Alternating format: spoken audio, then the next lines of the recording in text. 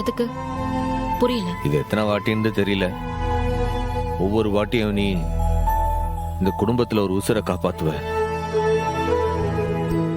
ஒரு உசுர் இல்ல, 2 உசுரை காப்பாத்திருக்க. நாங்கெல்லாம் அம்மா இல்லாம கூட வாழ்ந்துருவோம் போல இருக்கு. ஆனா நீ இல்லாம எப்படி வாழ்வோம்னே தெரியல. ஒன்னு சொன்னா நீ கோச்சுக்கிடுவ, இருந்தாலும் சொல்லுதேன். சொல்லு. அம்மா இருந்தோம் பாவம் லேசிக்கு. அதுக்கு? அம்மா எல்லாமே வளர்ந்தவாவ. இங்க யாருக்கும் இத பத்திலாம் ஒரு அனுபவமும் இல்ல. பிரசவம் முடிகிற வரைக்கும், பிரசவம் முடிஞ்சதுக்கு அப்புறம் நீ அமெரிக்காவுக்கு போலாம்ல. இல்லை, அதுதான் உனக்கு சீட்டு கிடைச்சிருச்சுல. இந்த வருஷம் இல்லைன்னா அடுத்த வருஷம் போய்க்கலாம்ல.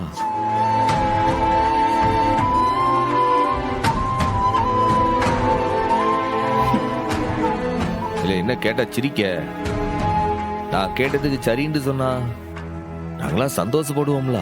இப்போ உனக்கு பரணிங்கிறவ ஒரு தனி மனுஷி. உன்னை நம்பி இந்த வீட்டுக்கு வந்த பொண்ணுன்னு அவளை பத்தி உனக்கு கவலையே இல்ல. உன் தங்கச்சிக்காக மட்டும்தான் நீ யோசிப்பல்ல. இல்லை, நான் யதார்த்தமா ஒரு கேள்விதானே கேட்டேன், ஒரு உதவிதம்ல கேட்க. அடுத்த வருஷம் போய் படின்னு சொல்றேன். உண்மையாவே என் மேல உனக்கு அக்கறை இருந்திருந்தா நீ எப்படி கேட்டிருக்கணும்? எப்படி? அது கூட உனக்கு புரியவே இல்லைல்ல. கொஞ்சம் லேட்டா போலாமா, அதனால உன் படிப்பு கெட்டுறாதே, இப்படிதான் கேட்டிருக்கணும்டா. நீ அடுத்த வருஷம் போய்க்கலாம், அடுத்த வருஷம் படிக்கலாம்னு முடிவே பண்ணிட்டியா? ஏண்டா, நீ சொன்னா உடனே என்னோட எல்லா வேலையும் விட்டுட்டு உனக்காகவே உழைக்கிறதுக்குன்னு பிறந்த அடிமை நானு.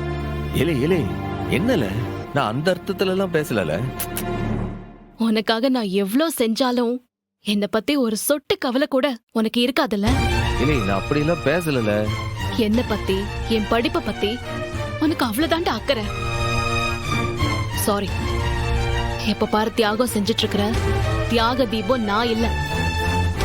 உன் குடும்பத்துக்கு எவ்வளவு முக்கியத்துவம் கொடுக்கணுமோ அதை நான் கொடுத்தாச்சு. இவ்வளவு செஞ்சாலும் ஒரு தேங்க்ஸ் சொல்லிட்டு உடனே என்ன தள்ளி வைக்கிறத தவிர நீ எதுவுமே பண்ணல. இல்லை, என்னல இப்படி எல்லாம் பேசுத? போதும்டா, போதும். உனக்கு உன் தங்கச்சிங்க முக்கியம். எனக்கு அட்லீஸ்ட் நான் மட்டுமாவது என்னை பத்தி கவலைப்படணும் இல்லையா? இதுக்கு மேல நான் எதுவும் செய்ய தயாரா இல்ல சண்முகம்.